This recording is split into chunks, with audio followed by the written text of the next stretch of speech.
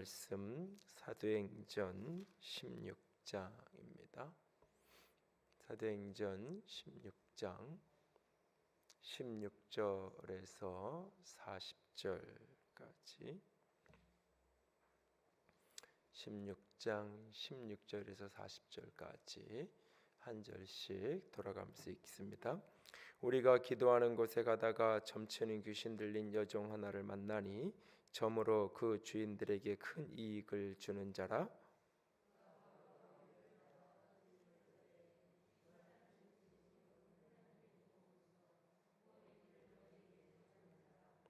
이같이 여러 날을 하는지라 바울이 심히 괴로워하여 돌이켜 그 귀신에게 이르되 예수 그리스도의 이름으로 내가 네게 명하노니 그에게서 나오라 하니 귀신이 즉시 나오니라.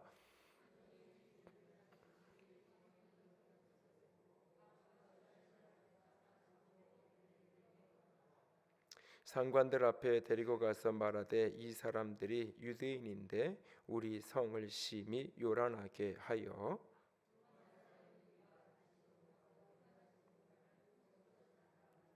무리가 일제히 일어나 고발하니 상관들이 옷을 찢고 벗기고 매로 치라 하여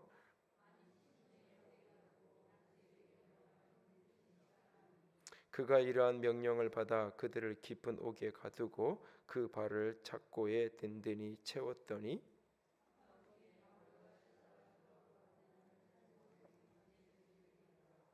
이에 갑자기 큰 지진이 나서 옥토가 움직이고 문이 곧 다 열리며 모든 사람의 매인 것이 다 벗어진지라.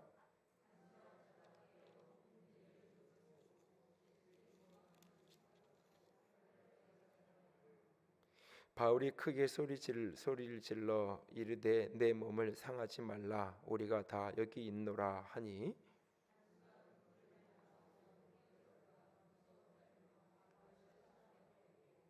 그들을 데리고 나가 이르되 선생들이여 내가 어떻게 하여야 구원을 받으리까 하거늘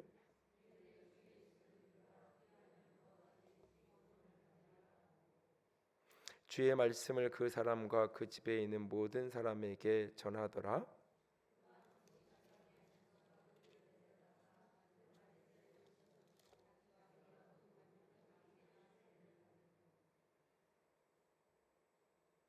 그들이 이를 데리고 자기 집에 올라가서 음식을 차려주고 그와 온 집안이 하나님을 믿음으로 크게 기뻐하니라.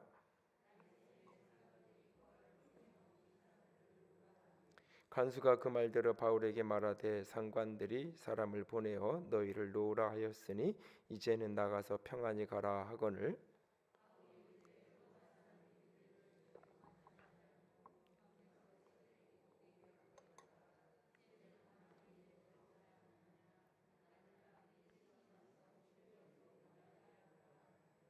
부하들이 이 말을 상관들에게 보고하니 그들이 로마 사람이다 하는 말을 듣고 두려워하여 함께 읽습니다. 두 사람이 옥에서 나와 루디아의 집에 들어가서 형제들을 만나보고 위로하고 가니라. 아멘. 구약성경 사무엘상 15장을 좀 보시기 바랍니다. 사무엘상 15장입니다.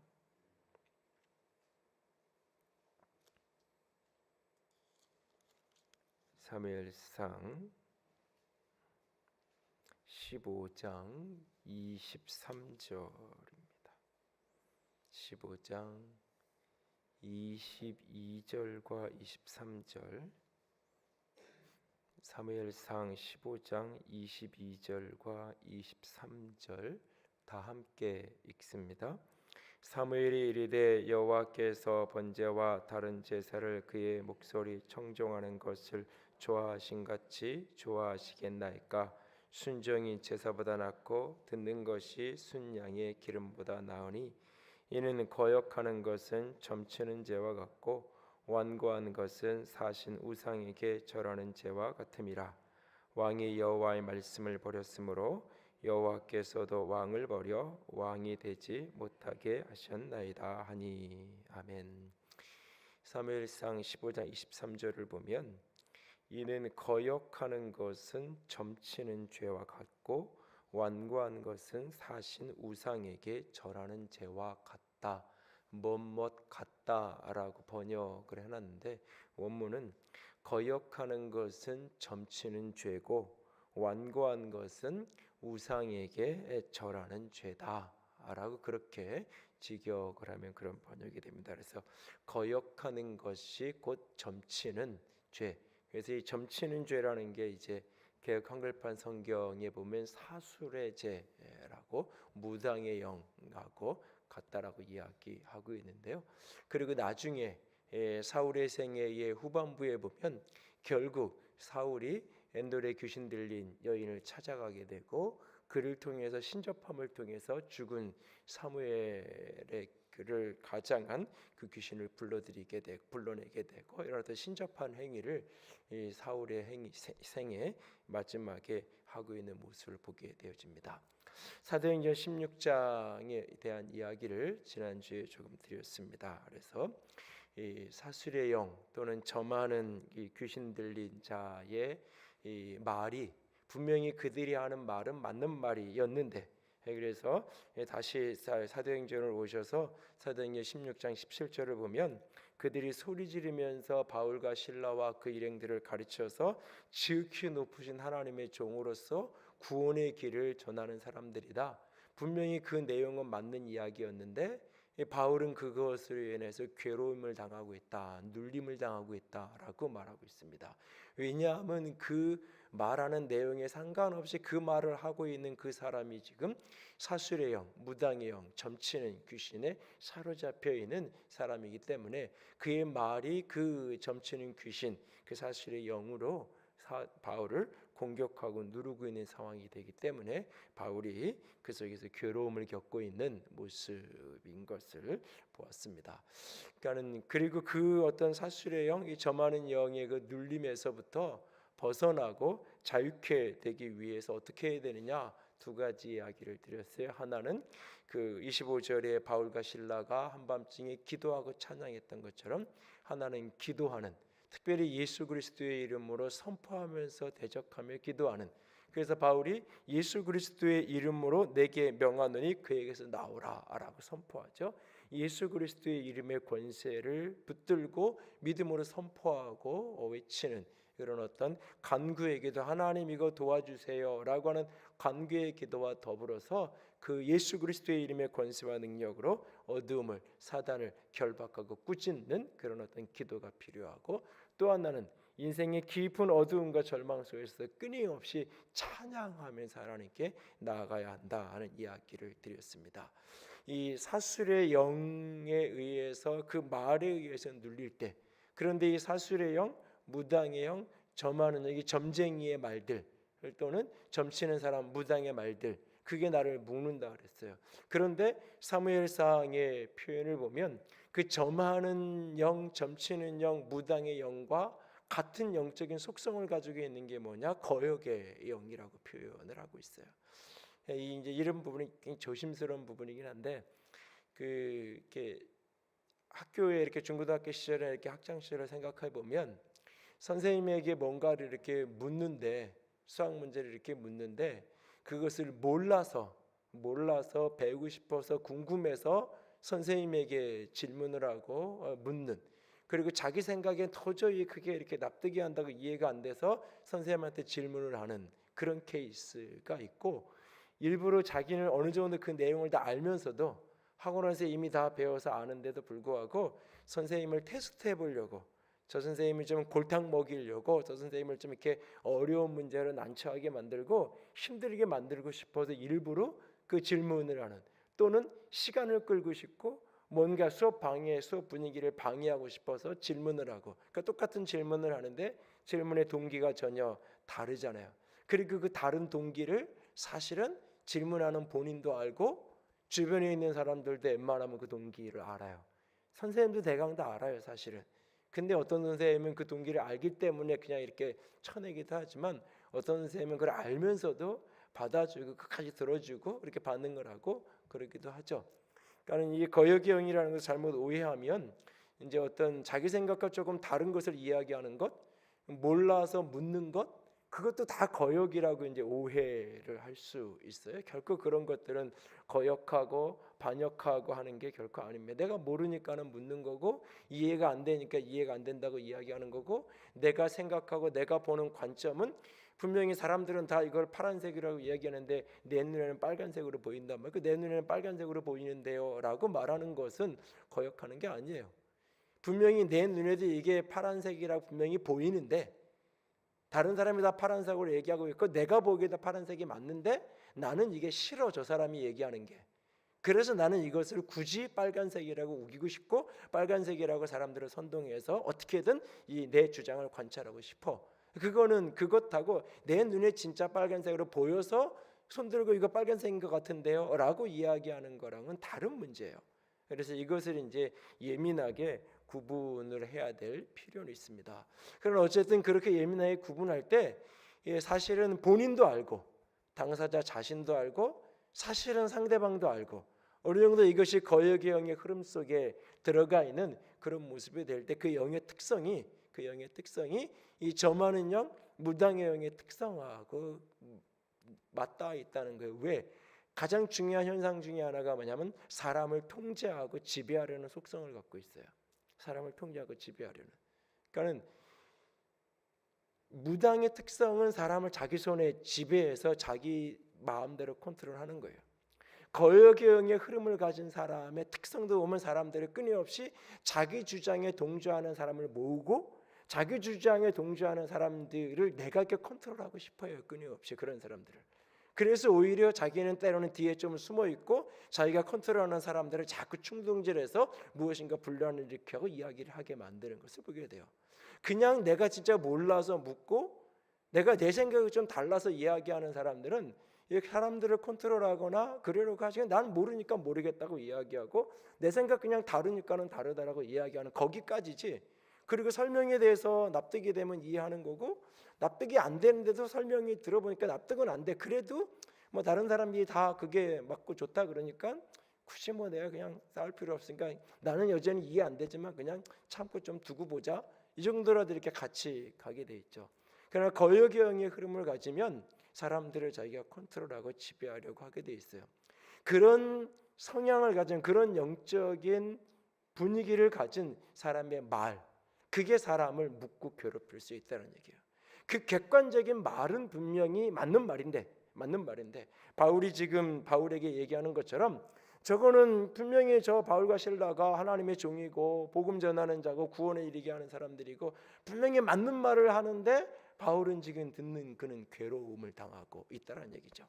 교회는 이러이러해야 돼. 리더는 이러이러해야 돼. 그 내용은 분명히 맞는 말인데 어떤 사람이 그런 이야기를 하면 그게 이렇게 수용이 되고 이해가 되어지고 그리고 어떻게 하면 그런 교회를 만들어갈까를 같이 고민하게 되고 같이 그것을 우리가 만들어가기 위해서 노력하게 되고 그런 모습으로 흘러가게 되는가 하면 어떤 이야기 사람에게 똑같은 이야기를 듣는 같은 내용의 이야기인데 어떤 사람이 하면 그게 나를 괴롭히고 이렇게 힘들어 눌리는 그런 경험을 하게 되는데 그게 이제 영적인 성향하고 사실은 이렇게 연관성이 있어요. 이게 이제 이 잘못 이야기하면 함부로 사람 잡을 수 있어서 이게 굉장히 민감하고 예민한 거예요. 그래서 조심해서 분별을 해야 하는데 어쨌든 내 자신이 무당의 소리든지 어떤 소리든지 그것이 눌릴 때 오늘 그것을 내가 자유케 하기 위해서 내게 필요한 게 뭐냐? 하나는 기도하는 거고 하나는 찬양하는 거다. 이 두 가지 이야기를 지난주에 드렸어요.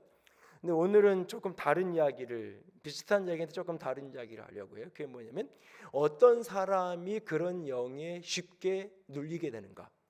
어떤 사람이 점치는 사람 무당에게 쉽게 묶이게 되는가? 어떤 사람이 이 거역의 영을 가진 사람에게 쉽게 묶여서 그의 통제를 받고 컨트롤을 받는 그런 어떤 모습에 빠져들게 되는가?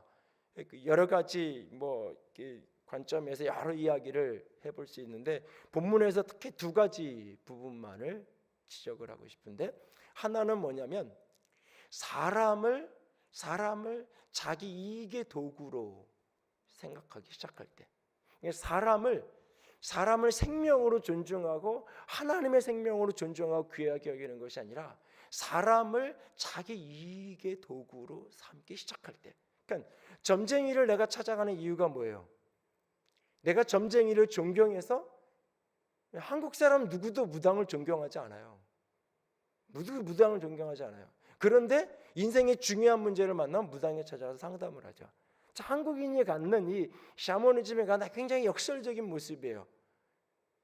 굉장히 역설적이에요. 그래서 목회자도 어떤 영적 은사자도 무당을 대우하듯이 대우하는 사람들은 자기가 병들고 어떤 인생에 어떤 문제가 있을 때는 가서 물어도 보고 기도도 해달라 그래요. 그리고는 돌아서서 오히려 욕해요. 오히려 더 그런 기도도 안 해주고 상담 능력도 없고 그냥 설교만 어느 정도 하고 그냥 어떤 논리적인 신학적인 이야기를 잘하는 사람은 존경하고 좋은 목회자라고 이야기하고, 오히려 자신이 진짜 힘들 때 병들 때 병들었을 때 가서 기도도 받고 진짜 인생의 갈 길을 모를 때 가서 물어도 보고, 그러면서 오히려 돌아서서는 그런 사람들을 부정적으로 이야기해요. 그런 목회자나 사역자들을. 왜? 본인이 무당을 대우하듯이 대우하는 거예요. 그러니까 자기 필요할 때만, 내가 필요한, 그러니까 무당을 찾아가는 거 늘 내가 필요할 때 찾아가는 거예요. 그러니까 무당을 존경해서, 무당을 내가 섬기고 싶어서, 무당과 친구를 우정을 맺고 내가 잘 교제하고 이웃으로, 아니면 내가 존경하는 선배로, 리더로, 내가 은인으로 잘 교제하면서 지내고 싶어서 아니에요. 오직 나의 이익을 위해서 찾아가는 거예요. 오늘 본문에 저 많은 귀신 들린 여인이 있을 때 이 사람으로 인해서 그 주인들이, 주변의 여러 사람들이 이익을 보고 있다 그랬어요. 이익을 보고 있는 게 본문은 정확히 말하지 않지만 두 가지 경우일 수 있다고 지난주에 말씀드렸어요. 하나는 그 사람이 뒤에서 종이니까 통제를 해서 이 사람이 받던 이 저 많은 귀신이 상처를 놓고 사람들을 뭐 맞춰주고 하니까 이 사람이 받는 복채가 결국 종이 돈 버니까 그 돈은 다, 종이 돈 벌면 다 주인 거잖아요. 그러니까 종이 이제 그 능력을 사라져 버리니까 주인이 들어올 돈이 없으니까 주인이 화가 나는 그런 모습이 될 수도 있고, 또 하나는 반대로 이제 많은 그 도시의 사람들이 가서 물어보고, 이 저 많은 귀신 들린 이 여인에게, 무당에게 찾아가서 뭔가를 물어보고 무엇인가 인생의 문제를 해결해 갔는데 이제는 그 능력이 사라져 버리니까 물어볼 사람이 없는 거죠. 그러니까 그것 때문에 이제 손해가 나게 된, 어떤 경우이든지 오늘 이 여인을 둘러싸고 있는 사람들은 자기의 이익의 대상으로 이 여인을 바라보고 있었고 이 여인 때문에 큰 유익을 얻고 있었어요. 그런데 어느 날 바울 때문에 결국은 그 능력이 사라졌죠. 예수 그리스도의 이름으로 꾸짖고 선포하고 거기서 나오라고 하니까 그 저 많은 귀신이, 사술의 영이 이 여인에게서 떠나가는 거예요. 그러니까 결국 점치는 능력이 사라져 버린 거예요. 그러고 나니까 많은 사람들이 이제 자신들이 봤던 이익이 사라져 버린 거예요. 손해가 나는 상황이 되어 버린 거예요. 그런 상황이. 그러니까 이제 화가 나는 거죠. 그러니까 지금 귀신 들린 사람이 온전케 됐는데, 어떻게 보면 귀신 들리고 그 사람이 깨끗해지고 정결해졌으면 참 많은 사람들이 좋아해야 되잖아요. 이제는 온전한 정상적인 상식적인 삶을 살아갈 수 있는 인생이 됐으니까 이 사람이, 모든 사람이 축하해주고 박수쳐줘야 되는데 그렇지 않은 거예요. 내 이익의 관점으로 저 사람의 인생이 망가지든지 저 사람이 평생 귀신에게 눌려가지고 그렇게 귀신 들린 자로서 평생 고통받든지 상관없다는 거예요. 모든 점치는 사람들의 자료나 보고들을 이렇게 이야기들을 보면 그 시절의 생애가 행복했다, 너무너무 즐거웠다. 여러분 무당들을 만나보세요. 무당들 치고 그 얼굴이 환하고 아름답고, 참 저런 얼굴, 내가 저 나이 정도 되면 내가 저런 얼굴장을 가졌으면 좋겠다라고 하는 사람들이 있는지, 물론 또 찾아보면 어디 있을지 모르지만 거의 없어요. 사실은 그러니까 본인이 그렇게 행복하지 못한 삶을 살고 있는 그 어떤 사람들을 보면서 그 사람이 자유케 되고 회복되었는데 그것을 기뻐하는 게 아니에요. 내 이익이 사라지니까. 그러니까 사람을 자기 이익의 도구로 사용하는 거예요. 자기 이익의 도구로. 그 이익의 도구로 사용하는 게 맞아 들어가는 거예요. 서로가. 이게 거역의 영에 묶여서 같이 거기에 이렇게 묶여 있는 사람들을 보면 사실은 친한 것 같은데 서로 따로 만나보면 서로 욕해요. 서로 무시해요. 사실은 같이 있으면 굉장히 친한 거 한 진짜 동지가 된 것 같이 보이는데 따로 이렇게 해서 겪어보면 서로가 서로를 오히려 비난하고 무시하고 자신의 어떤 필요, 자신의 어떤 이익을 위해서 사실은 그렇게 잠깐 같이 있는 거예요. 그래서 공통의 적이 어느 날 사라지고 나면 서로 싸워요. 공통의 적을 위해서 뭔가 문제를 해결해서 막 뭉친 것 같다가 그 문제가 해결하면 다 자기들끼리 싸워서 또 이렇게 갈라지고 저렇게 갈라지고 하는 경우가 종종 있어요. 그게 사람을 자기 이익의 도구로 삼아서 사용하기 때문에 그래요. 반면에 오늘 본문에 등장하는 바울은 사람을 자기 이익의 도구로 사용하지 않아요. 여러분 지금 귀신 들린 여인이 맞는 말 하고 다니잖아요. 이 빌립보에 왔을 때 바울은 이 빌립보에서 처음 아무도 모르는 아는 연고가 없는 처지에 와 있는 거예요. 바울이 자기소개를 아무리 나는 하나님이 보낸 사람이고 하나님의 종이고 당신들의 구원을 위해서 왔다고 아무리 이야기해도 아직은 바울의 말을 믿어주는 사람이 아무도 없어요. 우리 같은 사람이야 바울이 말했다 그러면 무슨 말을 했다고 해도 바울이 선생님이 말했으면 맞아 라고 하겠지만 그런 영적인 권위, 말의 권위가 하나도 없는 상태예요. 바울의 말이.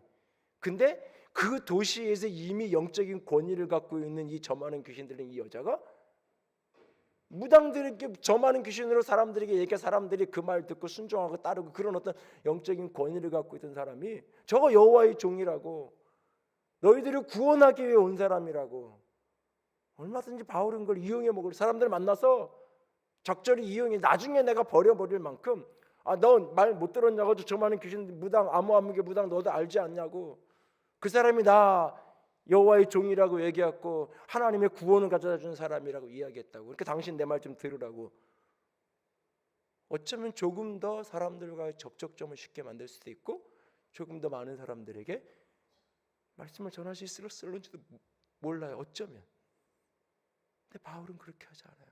그 사람이 온전케 되는 게 중요한 것이지 그 사람 때문에 내가 유익을 얻고 내가 어떤 덕을 보느냐가 첫 번째 우선순위가 아니라는 거예요. 제가 많은 영성하는 사역자들을 겪으면서 느끼는 거 하나가 사람을 분별하는 그분의 어떤 기도나 어떤 뭐가 맞냐 안 맞느냐 어떤 치유의 능력이 얼마나 있느냐 없느냐 그게 분별의 첫 번째 기준이 아니에요. 그거는 맞을 수도 있고 틀릴 수도 있고 하나님의 뜻이면 어떤 사람은 능사자가 기도해도 안 낫기도 하고 어린아이가 기도해도 때로는 응답이 되기도 하고 인간의 능력을 넘어선 거예요. 중요한 거는 자신이 가진 어떤 은사, 자신이 가진 어떤 능력을 가지고 자기 이익을 위해서 사람을 이용하는가 그렇지 않은가 이게 중요한 초점이에요. 바울은 심지어는 로마의 시민권을 갖고 있잖아요. 결국은 그렇게 해서 자기가 이익을 못하게 해주니까는 화풀이를 바울에게 하는 거잖아요. 그래서 바울과 실라를 모함해가지고 유대인인데 이 동네 와가 로마의 시민 로마 사회 여기 이쪽으로 와가지고 우리 사회를 어지럽히고 혼돈스럽게 한다고 거짓으로 고발한 거잖아요. 그래서 옷을 벗기고 때리고 핵심이 뭐냐면 유대인인데 로마 시민지에 와서 이랬다는 거예요. 근데 그때 바울이 나는 로마 시민권자라고 한마디만 했으면 대부분의 빌립보에 있는 사람들은 순수한 로마 시민권자이기보다는 대부분이 사실은 로마 시민권자여도 그것을 이렇게 돈 주고 샀든지 어떻게 했던 사람들 똑같은 시민권을 가지고 있어도 똑같은 로마의 식민지에 있어도 사실은 많은 사람들이 순수한 그런 사람들이 아닐 가능성이 많아요. 그런데 바울이 내가 로마의 시민권자라고 자기소개를 하고 내 고향이 다소고 이런 이야기들을 이렇게 드러냈으면 이 장면이 많은 이야기가 달라질 수 있었어요. 얼마든지. 바울은 그렇게 하지 않아요. 오히려 나중에 풀려날 때 그때에서야 내가 로마 시민권자라는 걸 이야기해요.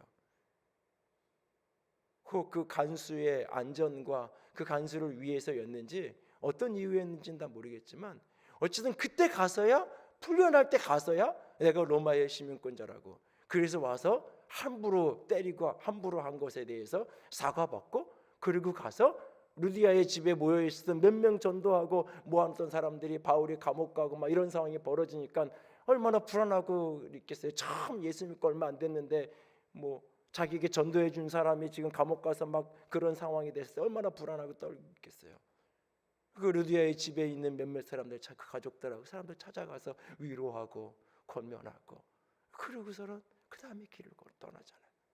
그러니까 이 장면에 보면 바울이 단순하게 영적인 능력을 가졌기 때문에, 기도의 능력을 가졌고 찬양의 능력을 가졌기 때문에만 이것을 이겨낸 게 아니라는 거예요. 우리가 자꾸 착각하면 돼. 영적인 승리, 어떤 영적인 이 어려움을 이기는 게 어디 가서 열심히 해가지고 뭔가를 이렇게 받으면, 이렇게 내가 기도의 능력이 커지면, 찬양의 어떤 영성이 부어지면 그런 측면이 없는 거 하나 있어요, 분명히. 그러나 그것이 전부가 아닌 거예요. 일상의 지극히 일상적인 삶에서 사람을 대할 때 어떤 기준으로 대하는지, 사람을 내 이익의 도구로 삼으려는지 그렇지 않은지, 이게 얼마나 중요한 건지 몰라요. 교회도 마찬가지예요. 교회도. 과거에 프레젠트 스쿨을 하면서 그 원장을 제가 이 서류상으로만 그 대부분을 넘감샘 시키고, 거의 몸감샘에 대한 좋은 얘기, 부정적인 얘기가 뭐 이렇게 있어도 거의 맡기고 손을 안 댄 몇 가지 이유가 있는데, 그 중에 하나가 뭐냐면, 그 원에 오는 아이들이 교회 아이들도 있고 지역의 아이들이 있는데, 내가 이것을 모든 걸 쥐고 있으면 자꾸 그 아이들 하나하나가 돈으로 보여요. 30만 원짜리 하나씩. 누가 하나 이번 달에 안 나온다 그러면요, 이번 달 30만 원 마이너스네, 이거 어떻게 채워야 되지? 사람이 그렇게 보이기 시작하는 거예요. 그게 사람이 원래 나빠서가 아니에요. 자꾸 하다 보면 그 주방에서 뭐 이렇게 하는데, 물건 사고 이렇게 식사자 이렇게 하는데, 이런 거 좀 여기서 줄이면 그게 다 남는 거예요. 그냥 똑같은 거 먹는데, 그냥 좀 여기 똑같은 물건인데, 똑같은 두부인데 1,000원짜리 안 사고 500원짜리 사오면 500원이 남는 거예요. 경영을 하는 사람에게 그게 맞는 거죠. 그거 봐가지고 잘 규모 있게 해가지고 식자리 이익을 내야 되는 게 맞는 거죠. 사업의 목적, 수익의 목적으로 그 일을 하는 거라며. 수익의 목적이 그 일이 아니기 때문에, 그런데도 나도 모르게 자꾸 그게 눈에 들어오면 생각이 되게 돼 있어요. 특별히 기질적인 성향이 이렇게 스쳐만 봐도 대부분 이게 남겠다 안 나겠다, 이게 저절로 이렇게 깊이 고민하지 않아도 이렇게 계산이 좀 돌아가는 게 있어가지고, 의도적으로 내가 그걸 외면하지 않으면 나도 모르게 더 들어와요. 자꾸 이게 사람을 사람으로 대해야 되는데, 사람을 사람으로 대해야 돼. 그래서 방과후 과정, 나시인학교 그럴 땐 애들이 떨어지면 오히려 선생님들도 좋아하고 나도 좋아했어요. 왜? 애들이 없으면 더 편하니까. 애들 한 사람 한 사람 더 이렇게 돌볼 수 있게. 애들이 그만둔다 그러면 오히려 겉으로는 어떻게 그만두냐, 그러고 속으로는 하나 안 폈으니까 이제 한 명 적어졌으니까 편하고. 이게 돈으로 생각하면 그렇게 안 되는 거예요. 근데 잘못하면 교회도 그럴 수 있어요.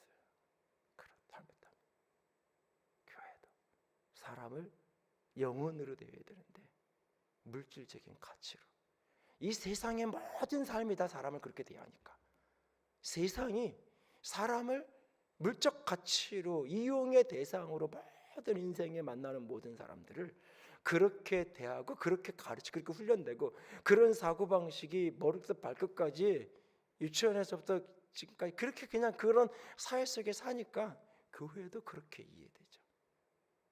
그러다 보니까 교회에서도 서로 사람들을 그렇게 대하게 돼 있어요. 누구를 봐도 어떤 이익 때문에, 어떤 목적 때문에 온 게 아닐까? 누가 교회로 와도 모든 걸 다. 그럴 수 있어요, 누군가가.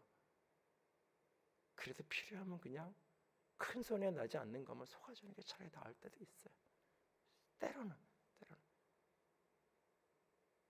그거 분별하니라고, 그거 이렇게 하니라고 내가 더 영악해지고 더 계산적이 되고, 차라리 그래서 얻는 영적인 손해보다 내가 그냥 조금 속아주고 크게 큰 데미지가 되는 게 아니라면, 차라리 그게 오히려 더 내 영적으로, 내 삶에는 훨씬 오히려 더 유익할 수도 있어요. 어떤 의미에서 우리가 이 사슬의 영, 거역의 영이 무당, 이 어둠의 영을 이겨내기 위한 가장 기본적인 것 중에 하나가 사람을 사람으로 하나님의 피조물로 대하는 거예요. 이용의 대상으로 보지 않는 거예요. 끊임없이 내가 어두움의 영에 묶이는 성향의 사람 가운데 하나가 사람을 바라보는 시각이 왜곡되어 있는 경우가 많아요. 사람을 바라보는 시각이. 나는 사람을 어떻게 바라보고 있나요? 우리들은. 두 번째 또 하나는 지난주에도 일부분 이야기했어요.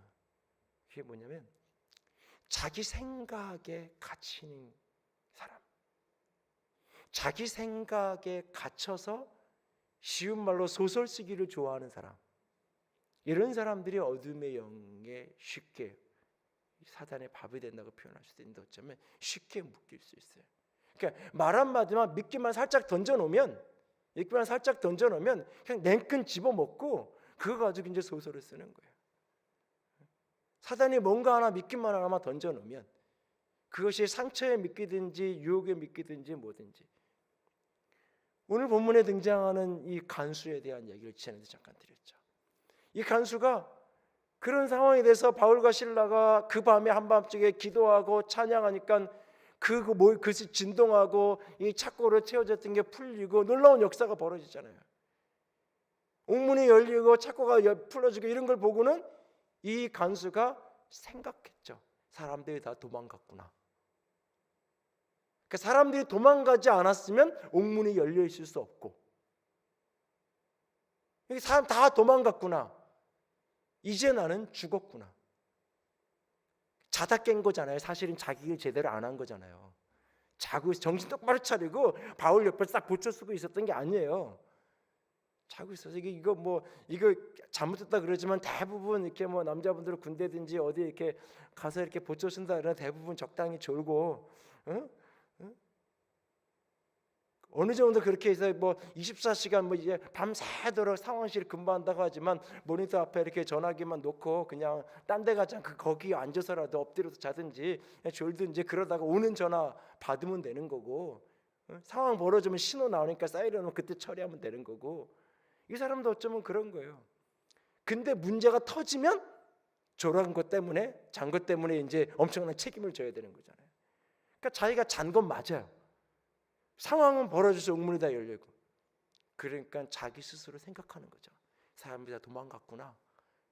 그러면 나는 어차피 끌려가서 죽으니까 여기서 내가 자결을 하면 이렇게 만들 수, 저 죄수들이 나를 죽이고 옥문을 열고 도망간 게 되면 최소한 내 가족들은, 내가 이렇게 공무 중에 이렇게 살해당한 거잖아요. 그럼 내 가족들은 최소한 먹고 살고 명예를 더럽히지 않을 수 있잖아요. 어쩌면 그런 식의 상상을 하는 거예요. 생각을. 벌어진 상황을 객관적으로 판단하지 않냐고, 벌어진 상황을 자기 수준으로 보고 자기 수준으로 판단하고 자기 수준으로 행동하는 거예요. 그런데 그 행동이 극단적인 거죠.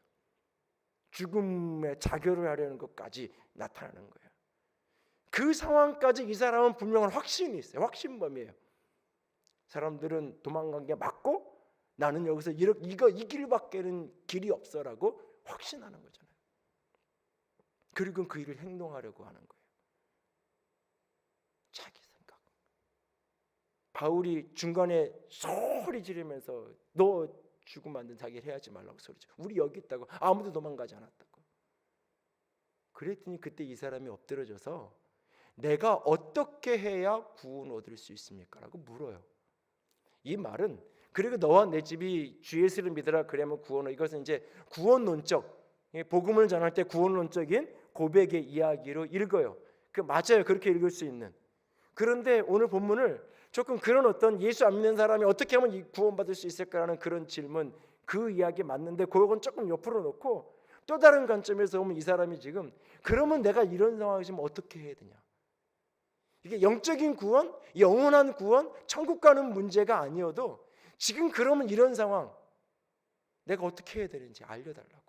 옥문이 열리고 착고가 풀어지고 이런 상황, 나는 죄수들이 다 도망간 줄 알았는데 도망간 게 아니라면 이 상황이 도대체 어떻게 된 일인지, 여기서 나는 어떻게 행동해야 되는지, 내가 이대로 그냥 자결을 해야 되는지, 아니면 어떻게 너희들을 다 이렇게 문을 열려서 다 풀어서 내보내 줘야 되는 건지, 같이 나도 보따리 싸가서 같이 도망을 가야 되는 건지, 이 상황을 지금 어떻게 이해하고 어떻게 판단하고 어떻게 반응해야 됩니까? 라고 묻는 거예요. 지금 사실 자기 생각에 갇혀 있지 않고 내 생각을 벗어나는 거예요. 내 생각대로 내 판단대로 행동하는 게 아니라 묻는 거예요. 내 판단을 벗어나서 어떤 판단이 좋겠나요? 라고 상대방의 판단을 구하는 거예요. 자기 확신, 자기 생각 속에 갇혀 있는 게 아니라, 이 사술의 영, 거역의 영에 묶인 사람은 아무리 얘기해도 안 바뀌어요. 이게.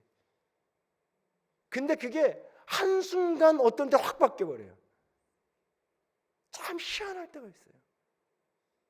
이게 자기 생각에 한번 꽉 갇히기 시작하면 옆에서 아무리 이야기해도 앞에서는 끄떡끄떡끄떡 다 이해했다 그러는데 사실은 전혀 이해하지 않았어요. 전혀.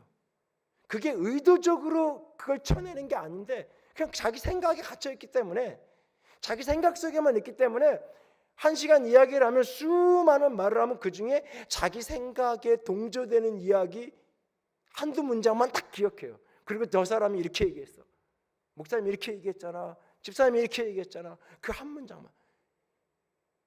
그 59분 동안 했던 모든 이야기는 다 다른 이야기고, 그걸 인용하면서 설명하느라고 얘기했던 1분의 이야기만 딱 자기 걸로, 자기 생각에 갇혀서 들으니까 그렇게 들리는 거예요. 그게. 근데 이게 어느 날 이게 한번 딱 깨기 시작해요. 어떤 경험, 어떤 성령님께서 강하게 그 사람을 만져주든지, 어떤 사건과 사고와 일들 통해서 자기의 생각이 틀렸다라는 것을 경험하고 느끼는 내면의 어떤 그런 일을 경험하든지 그랬을 때 한번 이게 딱 깨지기 시작하면 내가 왜 그렇게 생각했지? 내가 왜 그런 생각을 했지? 아니 이런 상황이 됐으면 들어가서 확인을 해보고, 들어가서 진짜 사람들이 있는지 횃불 들고 보니까 횃불도 아직 안 들고 있는 거잖아요. 캄캄한데 그냥 옥문 열린 거 하나만 확인하고 도망갔다고 단정하게 행동했던 거예요. 횃불 들고 보니까 사람들 다 있는 거잖아요. 내가 왜 불도 안 켜고 내가 왜 그런 생각을 했지? 나중에 보면 자기가 했던 짓이 자기가 생각해도 어이가 없는 거예요. 내가 왜 이딴 일을 내가 죽었으면 큰일 났네 이런 생각을 하는 거죠. 나중에 보면. 근데 그때 그 상황 속에서는 그게 전부인 거예요. 거기 완전히 갇혀 있는 거예요, 사람이. 자기 소설, 자기 생각. 이런 일이 근데 특별한 경우에만 있는 게 아니에요. 우리의 삶에 일상적으로 많이 벌어요. 이걸 끊임없이 우리가 노력하면서 끊임없이 이걸 극복해가는 과정이 믿음의 여정이에요, 사실은. 어떻게 보면 신앙의 훈련 중에 하나고. 며칠 전에 그 집에서 식사를 하는데 이렇게 묵을 이렇게 썰어서 이렇게 양념장하고 이렇게 내놨더라고요. 근데 묵이 시커매요. 그래서 제가 속으로 딱 보고는 묵이 이렇게 시커먼 걸 이걸 먹으라고 갖다 놨나, 이게 상한 거 아닌가, 속으로는 그런 생각이 문득 들었어요. 근데 이렇게 입으로 뱉었나 안 뱉었나 생각, 특별한 말을 안 하고 그러니까 얼굴은 조금 이렇게 좋지는 않은 상태에서 이렇게 그걸 안 짚고 다른 반찬 이렇게 먹었다 그래. 근데 이렇게 이야기를 하더라고요. 이거요 어느 집사님이 가져온 거예요. 그러고 나니까 그래? 그럼 생각이 좀 틀려져요, 내가. 근데 어느 집사님이 가져왔는데 그 어머니가 시골에서 그 만드셔가지고 목사님들이라고 보낸 거예요. 그걸 듣고 나니까 생각이 또 달라져요, 이게. 그러고 나서 먹어보니까 상한 게 아니에요. 그냥 그게 스타일이 그런 거예요. 전혀 문제가 있는 게 아니에요. 그래서 그 있는 거 다 먹었는데 내가. 그러니까 내가 그거를 그냥 옆에서 그 얘기를 안 해줬으면, 내가 그걸 듣지 않았으면 어쩌면 그날 식탁에서 내가 그 묵은 손도 안 댔을지 몰라요. 그리고는 돌아서서는 밥 차리랬더니 저런 거나 주고 혼자 속으로 내가 그렇게 생각할 수 있잖아요. 예를 들면 얼마든지 그럴 수 있잖아요. 그래서 내가 그때 이거 왜 이게 까만 거지? 이거 어디서 온 거야? 이게 그냥 편하게 그냥 물어보면 되잖아요. 아무런 그냥 편안하게. 그럼 편안하게 이야기. 그랬어? 그래 그만 먹어봐야지. 이러면 되는 거잖아요. 아무 일도 아닌데 내 생각에 갇히면, 내 생각에 단정된 걸 이렇게 어두워지면 그게 그렇게 믿어버리는 거예요. 내 생각에. 이게 작은 일이지만 이런 게 쌓이면, 신앙의 여정에 그런 게 자꾸 쌓이고 그러면 그게 그 사람의 성향이 되고 외골수가 되고 독선적이 되고, 그것이 더 나아가면 이제 어둠에 자꾸 묶여서 흔들리는 그런 사람이 되어버리는 거예요. 오늘 우리의 인생 속에서 어떤 사람이 사실의 영, 이 어둠의 영에 쉽게 노출되고 자꾸 사로잡히게 되느냐? 사람을 어떤 태도로 바라보는지, 사람을, 인간관계 속에 사람은 어떤 태도로, 내 이익과 손해의 관점으로 인생을 바라보는지 그렇지 않은지 그걸 깊이 들여다봐야 되고, 또 하나는 내가 내 생각으로 뭔가를 판단하고 느끼고 하죠. 그러나 그것에 갇혀 있는지, 나도 틀릴 수 있다는 유연성이죠. 내가 지금 생각하고 느끼고 판단하는 게 전부가 아닐 수 있어요. 그래서 늘 물을 줄 아나, 내 옆에 있는 사람에게, 나보다 권위 있는 사람에게, 나보다 신뢰할 만한 사람에게 물을 줄 아는, 물으라고 그러니까 꼭 나 같은 사람한테만 가서 묻죠. 그러지 말고 나 닮은 사람만, 내가 이 가정을 깨고 싶은 생각이 가득해. 그럼 물어보면 어디 가서 물어봐요? 야, 그만 살아. 그만 살아도 돼. 너 살 만큼 살았어. 그런 얘기 해줄 사람에게만 가서 이렇게 물어보잖아요. 그래도 네가 참고 견뎌야지. 이런 말 할 것 같은 사람에게는 안 가잖아요. 내가 일부러. 내 생각을 강화시켜줄 사람들에게만 찾아가서 질문하는 게 아니라, 내 생각에 동조해 줄 만한 사람들에게만 찾아가서 묻는 게 아니라, 때로는 나한테 바른 말해 줄 수 있는 사람, 그런 사람을, 내가 신뢰할 수 있는 사람, 그런 사람을 평상시에 적어도 수십 명은 아니어도 적어도 몇 명이라도 두고 살아가면 그 사람은 복된 사람이에요. 그런 사람, 평상시에 그런 사람이 있어야 이런 일이 벌어졌을 때 물어볼 수, 평상시에 내가 존경하고 신뢰하는 대상이 있었으니까 가서 내가 물어보고, 내가 이런 생각이 드는데 어떻게 느끼냐고 질문해 볼 수 있는 게 아니죠. 그런 사람이 적어도 나보다 위에 사람, 그가 나보다 리더이든지 목회자이든지 선배이든지, 또 내 동료, 친구나 동기나 동료 중에 적어도 위로 하나 옆으로 하나, 조금 더 바란다면 위로 두세 명, 옆으로 두세 명 정도, 그저 내가 신뢰하는 그런 공동체가 있고 그런 관계가 있으면, 내가 그런 생각에 빠지고 늪에 빠졌어도 내가 물어볼 수 있잖아요. 같이. 그러면서 나를 교정해가고, 그러면서 같이 도움을 받고, 그러면서 그들이 말해도 내가 안 들어요. 그러면 그들은 알아요, 내 상태를. 그러니까 적어도 나를 붙들고 놓고 기도라도 할 거 아니에요. 나한테 권면해 주겠죠. 그럼 내가 안 들어요. 그래도 그거 보고는 너 네 인생이고 네가 어둠에 묶이든지 해라 그러지 않을 거 아니에요. 내가 신뢰하고 내가 사랑하고 존경했던 사람이라면, 내가 그 사람 말을 안 들어도 적어도 나를 위해서 돌아서서 충보라도 해주고 기도라도 해줄 분들일 거라고요. 그런 사람이 평상시에 곁에 있어야 되는 거예요. 내가 어떻게 해야 구원 얻으리까?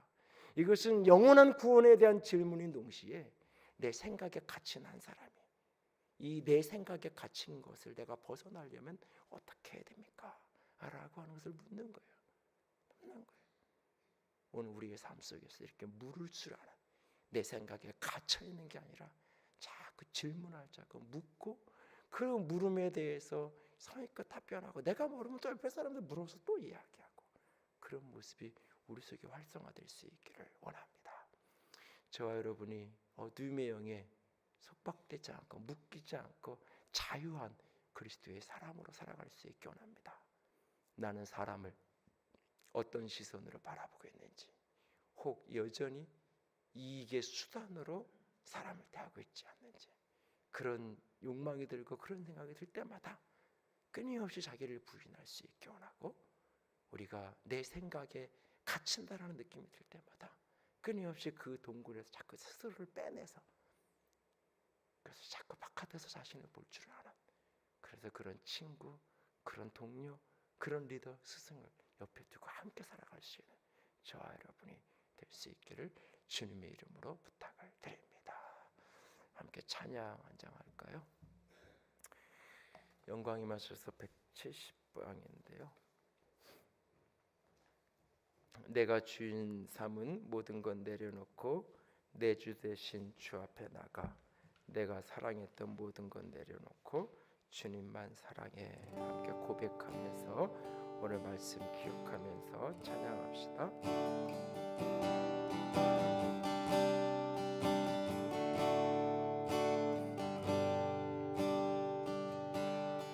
내가 주인 삼은 모든 것 내려놓고 내 주 대신 주 앞에 나가 내가 사랑했던 모든 것 내려놓고 주님만 사랑해. 내가 주인 삼은 모든 것 내가 주인 삼은 모든 것 내려놓고 내 주 대신 주 앞에 나가 내가 사랑했던 모든 것 내려놓고 주님만 사랑해. 주 사랑 주 사랑 거친 풍랑에도 깊은 바다처럼 나를 잠잠케 해. 주 사랑 내 영혼의 반석 그 사랑 위에 서리. 이 시간 같이 기도합니다. 주님, 주님의 사랑에 붙들려질 수 있게 원합니다. 주님, 사람을 보는 내 시선이 자유로워지게 하시고 내 생각, 내 고정관념에 갇히지 않게 하셔서 아버지 온갖 사술의 영과 무당의 영, 아버지 거역의 영에 속박되지 않는 진정한 자유자로 살아가게 하여 주시옵소서. 주님만 사랑하며 주의 사랑 안에 머무는 자들 되게 하여 주시옵소서. 같이 기도합니다.